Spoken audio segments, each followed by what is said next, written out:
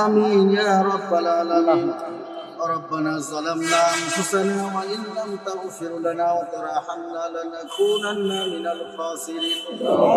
ربنا هب لنا من أزواجنا وذرياتنا قرة أعين واجعلنا للمتقين إماما. رب العالمين আমরা তোমার শাহী দরবারে দুখানি করে হাত উঠাইছি আল্লাহ। আয় আল্লাহ তাআলা, আমরা কোরআনুল কারীম থেকে তেলাওয়াত করেছি, দরুদ ইব্রাহিম পড়েছি, ইস্তিগফার পড়েছি, মাসনুন দোয়া পড়েছি আল্লাহ। এর ভিতর থেকে যতগুলো নেকি হয়েছে সর্বপ্রথম বিশ্বনবী সোনার মদিনায় ঘুমায় আছে।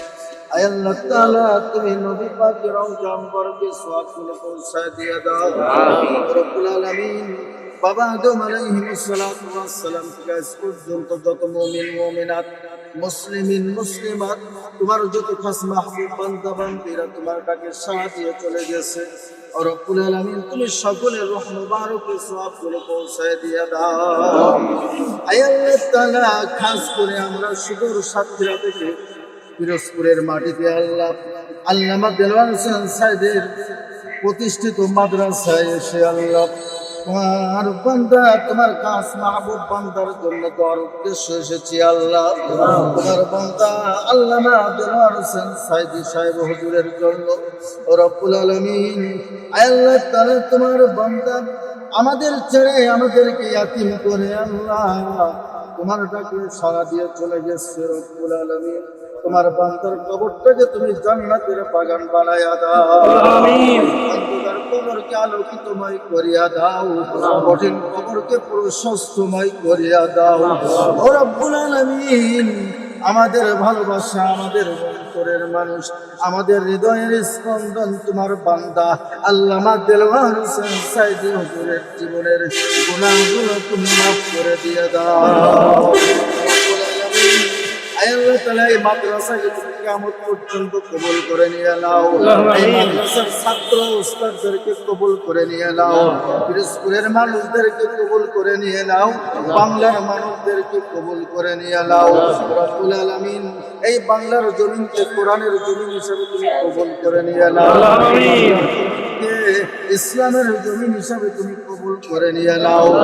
আল্লাহ তাআলা, পরিশেষে তোমার কাছে ফরিয়াদ জানাই, রব্বুল আলামিন, আমরা যারা তোমার শাহী দরবারে হাত উঠাইছি, আমাদের ভিতরে অনেকের আব্বা নাই, অনেকের জনম দুঃখিনী মা নাই। আয় আল্লাহ, যারা পিতা হারা হয়ে গেছি, কতদিন জানি আব্বাকে আব্বা বলে ডাকতে পারি নাই।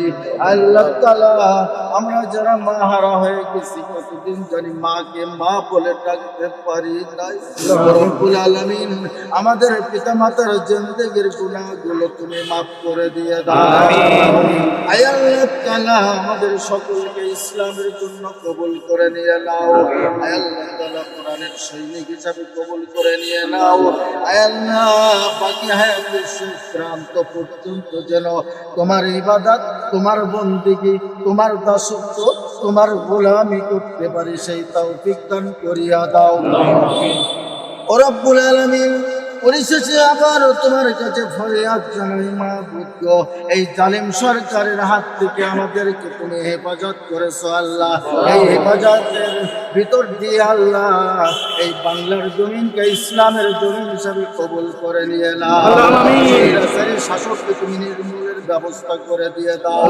আল্লাহ তাআলা, এখনো পর্যন্ত ওই জালিম সরকারের কিছু মানুষ আছে আমাদেরকে এমন ভাবে বিভিন্ন ভাবে তোহমাত দিতে চাচ্ছে, বিভিন্ন ভাবে নির্যাতনের ষড়যন্ত্র করতেছে। আল্লাহ, সমস্ত ষড়যন্ত্রকে তুমি নস্যাৎ করে দিয়ে দাও। ارحمهما كما ربياني صغيرا سبحان ربك رب العزة عما يصفون وسلام على المرسلين والحمد لله رب العالمين.